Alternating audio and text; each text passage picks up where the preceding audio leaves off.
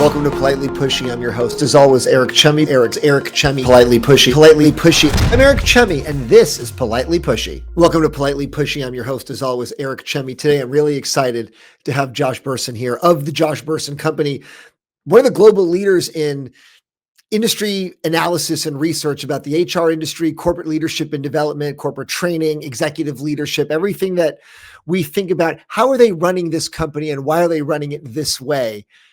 Mr. Bersin has a take on it and has some probably data and reasons why you've been doing this for a long time, for over 20 years here. Josh, thanks so much for joining me today. Sure. Thank you, Eric. I know it took us a little while to get this schedule. You've been traveling, you've been doing some conferences, you've been doing very busy things. We're here recording Friday in December. Tell me, what have you done since Thanksgiving to keep you busy? Since Thanksgiving, mostly we're writing on my big report for January on the imperatives for 2026, to be honest. Anything you can leak to us today? Yeah, I'll tell you a little bit about it. Sure. Yeah. You want me to start now? Yeah, why not? Okay, so in the world of HR, there's two things that have happened.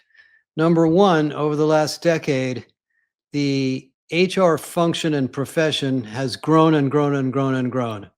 There was an interesting article in The Economist about a month ago that shows that the number of people doing HR work, or the number of HR professionals, has grown 60% faster than the number of workers in the world, which is, kind of insane, but it makes sense because we had the pandemic and we had mental health issues, and then we had DEI, and we have skill shortages and labor shortages and organizational transformations and new technologies.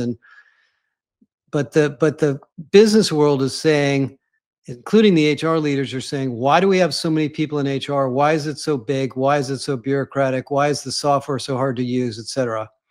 In parallel with that, of course, we have this massive adoption of AI and the AI vendors selling everything to everybody, and every HR leader saying, what should we be doing to adopt AI to improve scale and productivity in HR? And what is our role in reorganizing and deploying technology in the rest of the company? And so what the report is about, and I won't give you the secret, is the 12 mandates that come out of all that.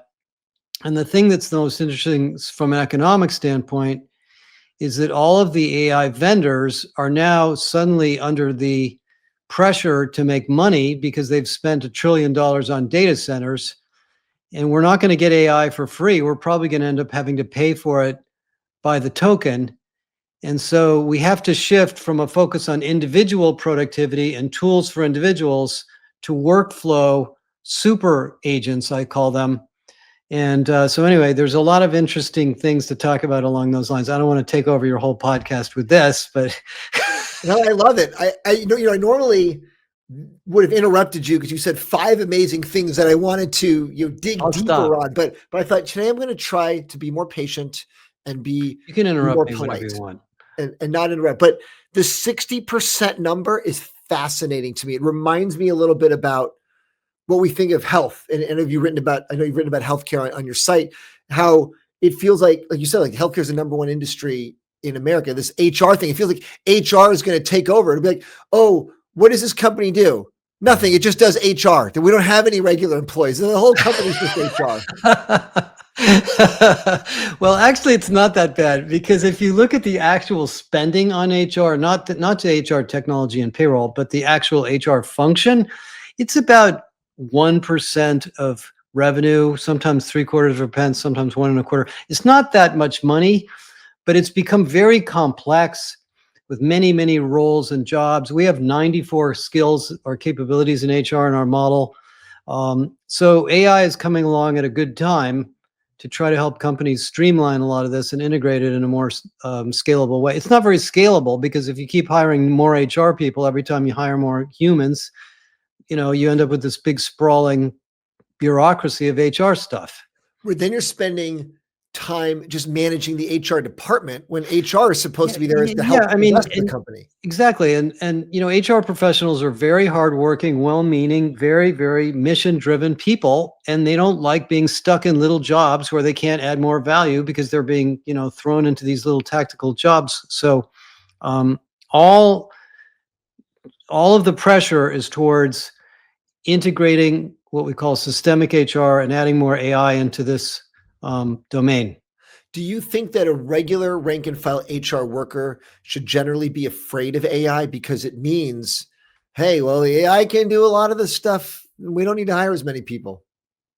Many of them are afraid. I've been around the world this year and a lot of them are worried, but I think they're going to be less worried as they get their hands on this stuff because we think of it as a super tool to turn you into a super worker.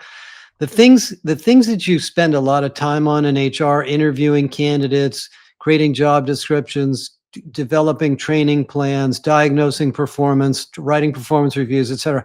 All those things are getting automated and improved by AI.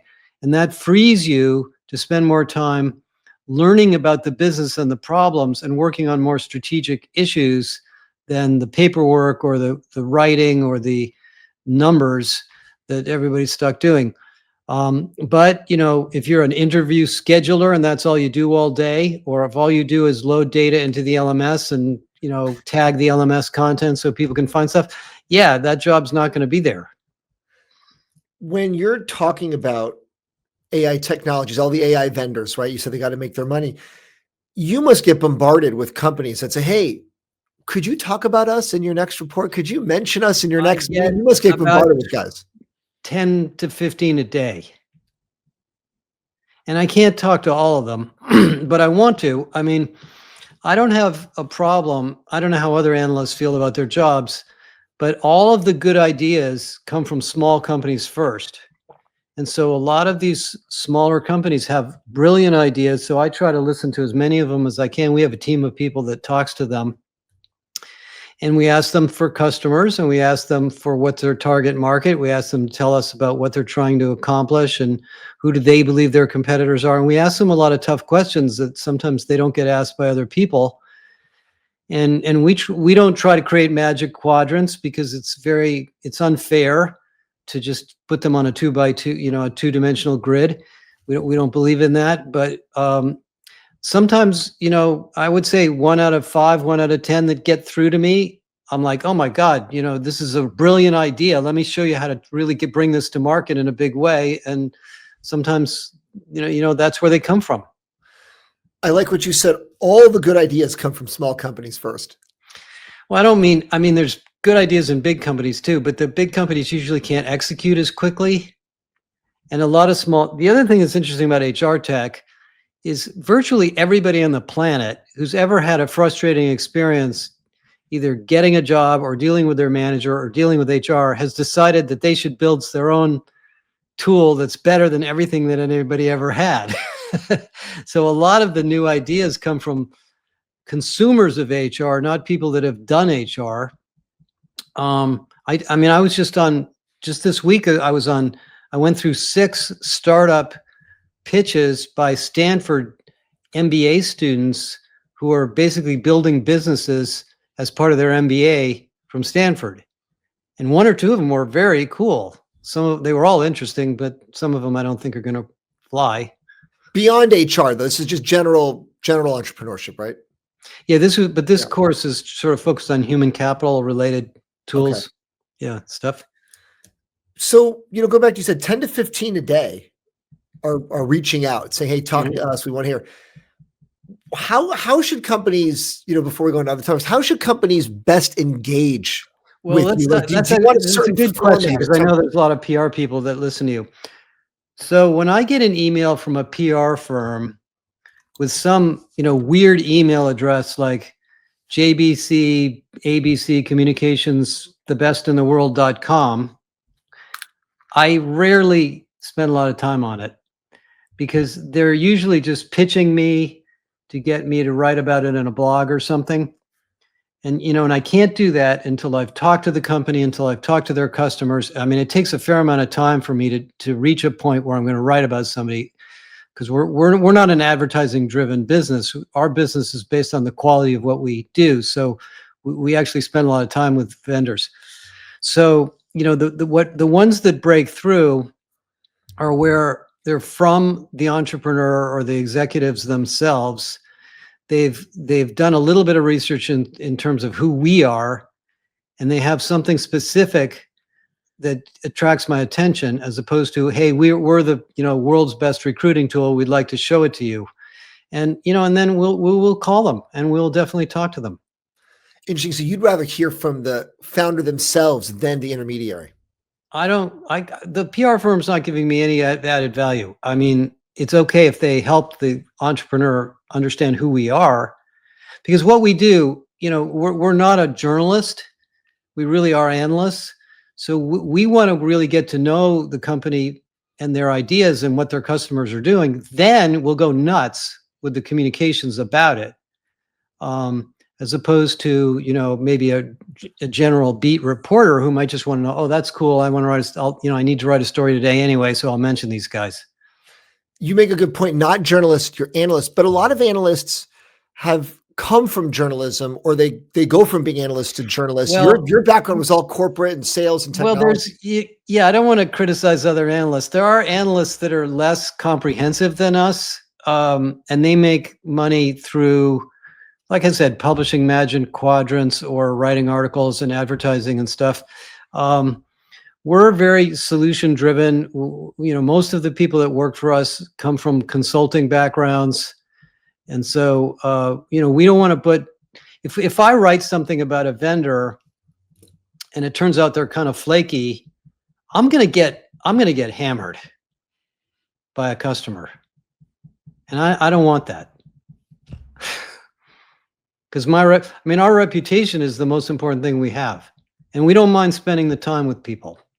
How is your business model set up? Because I've talked to other analysts and they say, look, every analyst is different because every analyst background is different. Every analyst business model. I would say 75% of our revenue is from corporate HR people. Like paying for research or paying they're buying either Galileo, which is our AI that has all our content and all our intelligence in it, or they're joining our corporate membership, or they're hiring us to do some advisory work. And then the remainder comes from vendors themselves. And we do have packages of services for vendors because, sometimes they want us to do product roadmaps, connect them to other companies for M&A, give them feedback on marketing. I mean, one of the things that I think maybe the most valuable thing that we provide to the technology community is, in a very short period of time, we can help them position themselves so they don't sound like everybody else. Because we talk to so many vendors, it's really easy to inadvertently come up with something that you think is brilliant, but actually means nothing to HR people because they just heard that same story 25 times from someone else. So we do that kind of stuff too, but that's more of a smaller part of our business than the corporate part. I do find that to be very common, right? You talk to someone who's got a big, great idea, and it's like, oh no, I've heard that a bunch of times already from other people. Yeah, and what I usually say to them, the way I see the market, it's so big. There's room for everybody if you're willing to find your niche. But if you're trying to be the world's best talent intelligence platform, or whatever word you come up with, nobody's going to hear you. Because they've heard that they're going to go. You go to a trade show. You go to these trade shows. I was with my wife the other day at one of the tech shows. I was just showing her around. She goes, "All these people do the same thing." And that's unfortunately the challenge. Whereas if you say we're really big in retail, or we're really good at financial services, or our target market is sales executives, or all of a sudden you can break through really quickly. Yeah, so that's a good point. I think about your wife there. And was she accurate that everyone does the same thing? No, or was it her impression because they just didn't clarify? Because you look at the words, the word talent, the word skills, the word intelligence. They're all just different combinations of the same words. And pretty soon you're like, everybody sort of looks the same. So they just failed. They were all failing to communicate their difference among one another. And it gets into really the fundamentals of business strategy. and I go back to sort of the very beginnings of why we start companies in the first place. The reason we start companies is to solve a problem. And if you know the problem you're trying to solve really, really well, then you're going to find people who have that problem. But if it's a generic problem and you kind of know a lot about it, you're sort of not there yet.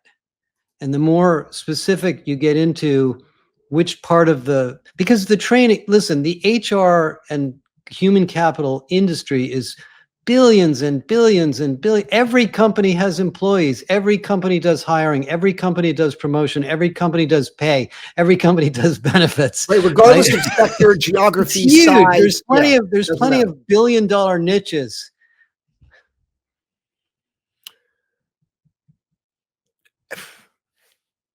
Yeah, it's funny because you make a good point. Like it's the only, in a way, it's the only industry that applies in every sector. Industry. It's the training industry alone is 400 billion. Talk about training. Training. So what have you been like? What's a storyline in training going on right now? Because I assume everyone wants to talk about we either need AI to train people or we need to train people to use AI. No, that's a little bit. It's more. Let me give you a little bit better story around it. So what we're really going through is a paradigm shift. The training industry for most of my career has been, you get trained by a trainer or a course developed by an instructional designer. So it's been a publishing industry. Yeah. Publish a bunch of courses, tell people they need to take them, track whether they take them, send them 100 emails to make sure they tried to take it, see if they ever finished it, see if they learned anything, rinse, repeat. And then go back and do a few webinars and some courses and eventually say, you guys have to come to New York for 3 days because you're not getting this, and we're going to sit down and talk about it. And that is it's an instructor-led sort of publishing model of training. And it comes from education and the education industry. It looks like a classroom. It looks like textbooks. Yeah, it's just like a classroom. Yeah. Now, the AI world is completely different. In AI, you can dynamically generate instructional content based on your needs. You look at the consumption of ChatGPT, the 800 million people a week that use ChatGPT, 60% of them are learning things. They're asking questions to learn something. So that's how big AI could be in corporate training. So we're going to wipe out all of that instructional design, content development stuff over time and replace it with dynamically developed content from AI, which we do. By the way, Galileo does this. And it's so interestingly different. Imagine you're a salesperson, you run into a customer who's got a competitive product and you're like, oops, I don't know who these guys are. I don't know what to say. You blow it and the customer doesn't want to call you back. You could go to the AI and you could say, has anybody ever dealt with these guys before? Send an email out, or the AI could actually send an email to a bunch of people. They could record a conversation of somebody that knows this competitor, send you an instructional program or a video or some intervention of some kind to teach you, and boom, you've got the answer to what you need. The old way of doing it is, oh, we're going to do a sales training program. Give us a couple of months. We'll come back to you and give you a competitive analysis course. And by the time they give you the course, the competitors have all changed. So it's going to be dynamic. It's going to be available in every language. You're not going to have to take a course if you don't want to. You can take a course if you want to, or you can just ask. We have a super tutor in Galileo. You just ask super tutor questions and the super tutor will teach you stuff. You could ask the super tutor, can you give me an example of that in this particular situation? Can you give me a case study of this? I mean, it's way different. It makes me wonder about, with my own kids, right? You think about education going forward and what should they be learning, because what are they going to be hiring for? Like my kids are, first grade and under. So they got a long time before, let's say, they get hired for a job. Maybe it's another 15 years or so, but what? Well, I think there's going to be, what should they learn? There's going to be much more. See, the way I work, because I'm kind of an information professional, I read all the time. I'm always consuming information, but I know that it's so easy to find things now that I can mentally say, this is worth an hour of my time. I'm going to go through this YouTube in detail, or I only need 5 minutes of this because I can always go back and get more information if I need it. But in the old model, I had to go through a whole doggone course every single time. And it was taught by an instructor who maybe I didn't really like anyway for some reason. So, I'm sort of stuck in this experience. It's going to be way better. In fact, it already is. Because I think about the way you're describing the old version of corporate training, right? The instructor-led, the publishing version, the education industry version of it, right? It's books and an instructor, right, versus, let's say, the Chat GPT AI version, which is, hey, well, you and I might be in the same class, but you and I might be at very different starting levels of knowledge. So we should probably get a dynamically different pace. You're going to get a different experience because, maybe I don't understand this part and you don't understand that part. And I like to skip the part that you don't understand because I already got that part. And, and we're still going to have instructors, we're still going to have teachers. And maybe the teachers are more there to ask questions and to guide you along the process as opposed to lecture to you all day. But what about companies? Let's say they're in this space, right? Hey, I'm a new startup in AI-based training. I'm going to do everything that you just said, but I want you to talk about me, but I don't have any customers yet, because if they hear about me, then I'll have a customer. You must get that chicken and egg all the time. If you write about me, I'll get the customer. No, if you're a startup and you've got a great idea, I don't mind talking to you if we have time. But I am going to, definitely ask, who is your target customer, and do you have a prototype or an advisor to help you? I think it's a little bit dangerous to build something in a vacuum, frankly, because there are so many people that have tried so many things. Many times the thing that you're trying to do, 100 people have already tried it, and some parts of it worked and some parts of it didn't. And I hate to see you go through the learning curve that other people have already gone through. But we would, we're going to help you. We'll help you find a customer if we think what you're doing is really, really amazing. I agree. I feel like there's too much of the field of dreams. If you build it, they will come. And like you said, like, you shouldn't just build it out of thin air, hoping it does that happen. I mean, it's funny. I mean, it is actually kind of funny because the market is so big. You might find an HR person that's willing to buy something from a vendor that has no customers just because they like it. And good for you. If you're able to do that, that gets your business off the ground.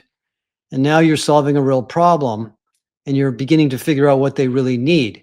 Because the market is so big, some HR, especially in smaller companies, they don't want to buy things from big vendors because sometimes they're too expensive, and they're more willing to take a risk on a startup. There are a lot of companies that love buying things from startups because they can get a good deal. So like I said, it's a giant market.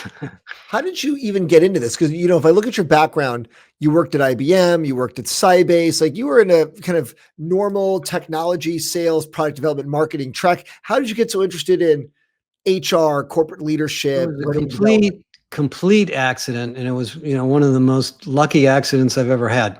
So I was at IBM for 10 years. I worked at Sybase. Sybase had fallen apart. I was sort of stuck there for a while. I was kind of bored. And a headhunter came along and said, hey, we have a job to be the VP of marketing at an online training company. This was in 1998, before the internet kind of existed. I was like, well, I don't know anything about online training, but I'll go check it out. So I go meet these guys. There's this really cool sort of gamified online learning thing. I was sick of working at Sybase, so I quit and I went over to work there. The first day I was there, I realized I don't know anything about this at all. And I had a friend. Oh shoot! Did I make a big mistake? I had a friend from Sybase. I won't mention his name, but he knows who he is. Who had left Sybase earlier, who had gone to work for Lotus Learning Space, which is an online learning company. And I said, hey, Chris, help me. I don't know what's going on. So he came over and joined me, and he got excited about it. And we worked on this little company. And then that company, unfortunately, ran out of money during the .com explosion. And we sold it to a bigger company. And then I became the head of marketing or product marketing for a bigger company called Digital Think. And I really got to know the training industry. And then I got laid off from them during 9/11. Oh, wow. Because there was a big recession right at that point in time. And I always wanted to do analyst work, and I found a project at Saba at the time and for IDC to start doing some analyst work. And I wrote a book on blended learning. And that was the beginning of me getting involved in training and then leadership development and then all the other just aspects of HR. And that was in around 2000, 2001. So 24 years ago. That's crazy. And do you ever get confused? Because there's that Bersin firm that used to be the Bersin Marsteller. Do people just hear Bersin and just think, are you like, that must trip people up? Most people don't know, who aren't in PR don't know them. Maybe it's just my little world that my world that intersects with yours and that one, right? Like I know both. They're UN and I'm IN. Yeah, I know this. I know it's spelled differently. I just think about like if they hear that, right? Yeah. Yeah, that's a fascinating way, because there's no way that anyone who's a kid thinks, I'm going to be an analyst. You know what happened? Eric, it was funny. When I was at IBM a long time ago, I used to read PC Week. Did you ever read PC Week? You weren't in tech. It was the rag about PCs. I have a computer science degree. Okay, so you remember PC Week. I know all about PC Week. Remember Spencer the cat? There was a guy who wrote a column. I loved reading this stuff, and I used to read it at IBM, and I'm thinking, someday I'd like to do what they do. So I was thinking very early in my career that there was something in publishing and analyst work that I just wanted to do, because I was almost an English major in college. So I don't know, it's just sort of worked out this way. Yeah, I get that, because I was a very good math computer science student, but I was always interested in media, television, broadcasting. So, I found a way to combine that, but I know what you're saying is, as a kid, it's like, okay, I'm doing all my math work and my computer work, and I'm doing, very quant driven type of work, but this interest of but I see these kinds of people. You get to see, it's really fun. You know what this is like. You get to see, what I love the most is the pattern matching, seeing the big picture, understanding the market. It's so interesting to do the kind of things that we do. Yeah. That's fascinating. So what else is exciting for you? Before I ask that, no, I'm more specifically, I think about with corporate leadership. Mm-hmm. It must be such a minefield these days. I feel like every time I open the journal, it's just, this problem at the top, God. This problem at the top. Like, how can anyone even run a company these days, especially with all the changes? Well, I was just listening to Alex Karp, the CEO of Palantir, and just flabbergasted by what he was saying. What did he say this time? I don't want to get in trouble on your podcast. What I was observing that's so interesting to me, because I've been involved in so many companies, is the way leaders, personalities and egos and pride manifests itself in the success or failure of their businesses. This isn't my specialty, but I tend to know we do a lot of work on corporate culture and corporate leadership process and stuff.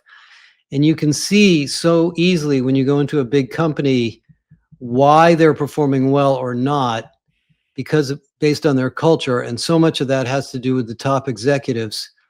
And you read these articles in the Wall Street Journal all the time. What happened to Boeing? What happened to Nike? What happened to Starbucks? They're fascinating stories. And the guy that helps me with my books is a business writer, and we always sit around and talk about executives. It's one of the most interesting parts of the world. I find the business community and the business world in general just fascinating.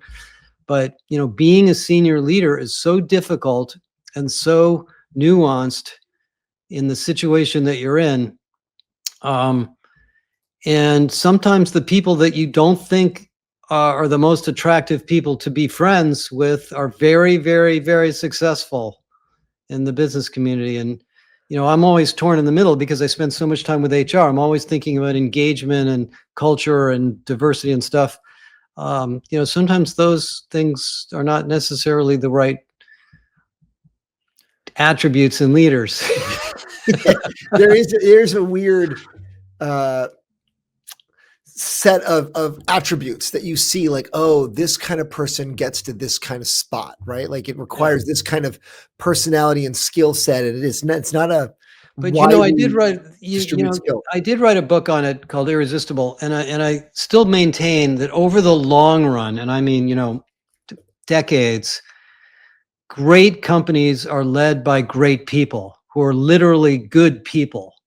There are periods of time when you can be kind of a jerk and you can kind of push things around and do whatever you want and really thrive. But over the long run, every company is to some degree dependent on the skills and the engagement and the innovation of the individuals in the company. So leadership is very much about human capital stuff over the long run. You mentioned Starbucks, and I think about Brian Nickel and Chipotle and Taco Bell and Starbucks, and I think some of the ideas that it's like, oh, he's doing all these innovative things, and I'm like, I mean, a lot of this is stuff that if you and I just walked into a store, we'd say, well, they should just do X, Y, and Z. So I don't understand with, let's say, a job like that. Is it really that this one person figured out all these things that nobody else there seemed to have figured out? It isn't like common sense. Actually, it is hard to, it sounds easy as a customer. Yeah. But when you're the CEO, it's not easy because you got 100 people coming to you with 100 ideas. Like, for example, we did some work with Starbucks, and they were trying to diversify their product portfolio to generate more revenue during the pandemic. And it got more and more and more complicated and more unproductive. And the customer experience was getting worse and worse. And it took a new CEO to come in and say, hey guys, we got to simplify this and go back to the basics. I think it's very easy to get distracted if you've been in a company a long time and you sort of miss what's really happening because you've been involved in so many of the other things that have happened over time. I don't think it's as easy as it looks.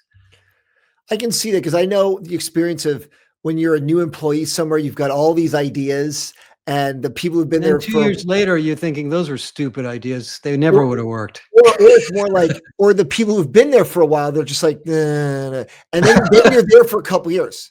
Then a new guy comes in and he's got a bunch of good ideas that are new. And you're like, no, I said the same thing 2 years ago. You're right. Well, you have to let you do it. Eric, the other thing that I've learned about leadership, and, I get a lot of coaching from my business partner on this stuff, but is you have to focus. You can't do 10 things.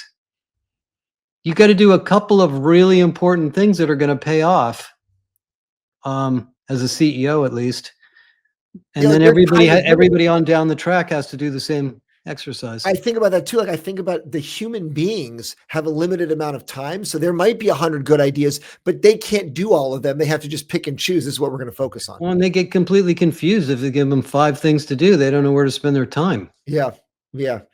So then, that being said, what else, what is kind of the most exciting thing that you see that could be different this year? I feel like the last 2-3 years in a way have all been the same. Like AI came and we've been talking about AI, but we're kind of the same this year from last year.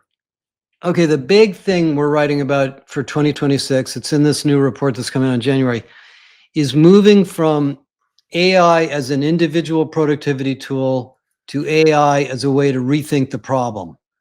And the analogy that I've been telling people, and I'll just go through it really quick, is the self-driving car. The beginning of the self-driving car was power steering in the 1960s, and power brakes, and anti-collision detection, and lane change control. And, if there's somebody in the right lane, the little window goes off. All of those little assistants made the driver's experience better. And that's what we're doing with AI. We're trying to make the driver or the individual's experience better. But the purpose of the car is not to take care of the driver. The purpose of the car is to take care of the passenger and to move the passenger from point A to point B. The driver, maybe we don't need a driver, because if we didn't have a driver, the passenger experience might be a lot better. They might get there faster. It might be safer. So if you look at what happened in AI, is all of these individual agents that we saw as the power steering and the power brakes got replaced with a super agent, which I call the self-driving car. The same thing's going to happen all over business. We can't just have a bunch of co-pilots in each person's desk and suddenly the company becomes more productive. we're going to have to stitch these things together into multifunctional agents. And we're literally going through HR departments right now and showing them a blueprint on how to do this in different domains. And I'm not doing it for the rest of the businesses, because different functional areas have different opportunities.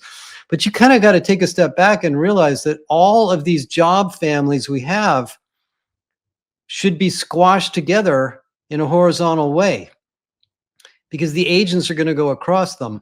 So, that to me is the big new thing in 2026 that's going to start to hit the market.